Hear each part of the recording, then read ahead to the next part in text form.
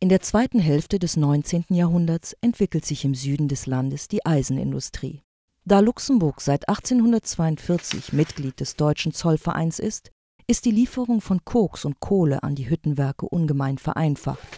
Der Zollverein ist auch der Hauptabnehmer für die Erzeugnisse der Luxemburger Eisenindustrie.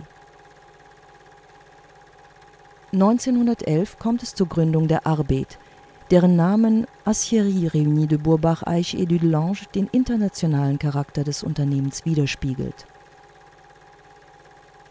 Schon in den 20er Jahren kommt es zu Firmenniederlassungen in Brasilien und später in der ganzen Welt.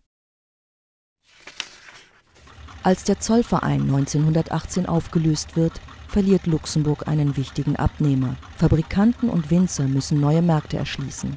Der bevorzugte Partner der Luxemburger Wirtschaft, Frankreich, zieht sich zugunsten von Belgien zurück. 1921 kommt es dann zur Gründung der Union économique belgo-luxembourgeoise.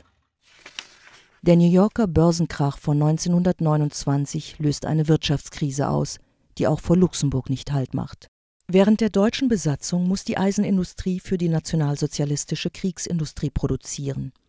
Zu Beginn der 50er Jahre findet sie neue Entfaltungsmöglichkeiten im Rahmen der Europäischen Gemeinschaft für Kohle und Stahl, die sich in Luxemburg niederlässt. Industrielle Diversifikation wird das große Schlagwort. Seit Beginn der 60er Jahre lassen sich große amerikanische und japanische Unternehmen in Luxemburg nieder, angezogen von vorteilhaften steuerlichen Bedingungen. Die Ölkrise des Jahres 1973 hat auch Auswirkungen auf Luxemburg. Die Krise der Stahlindustrie 2 Jahre später und die zunehmende Robotisierung der Produktion führen zum Stellenabbau im Industriesektor. Durch die Mechanisierung kommt es auch zu großen Änderungen in der Landwirtschaft.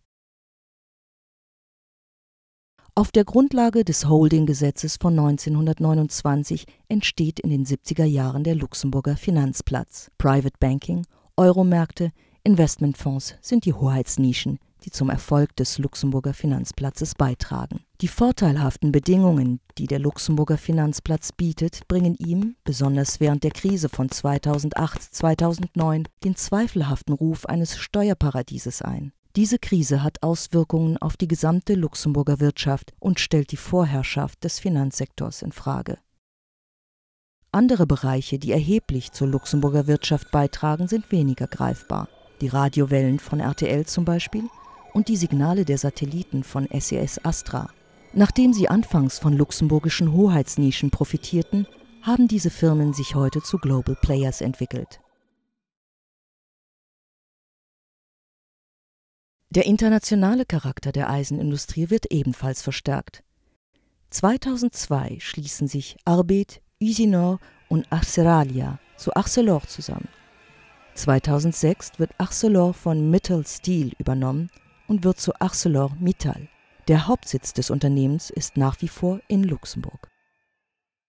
Auf den ehemaligen Industriebrachen der Arbeed im Süden des Landes entsteht eine neue urbane Landschaft. Banken, Geschäfte, Kulturinstitute, ein futuristischer Bahnhof und eine Universität. Neue Perspektiven für Luxemburgs Wirtschaft liegen in Forschung und Innovation, die in staatlichen Forschungszentren und mit öffentlichen Geldern gefördert werden.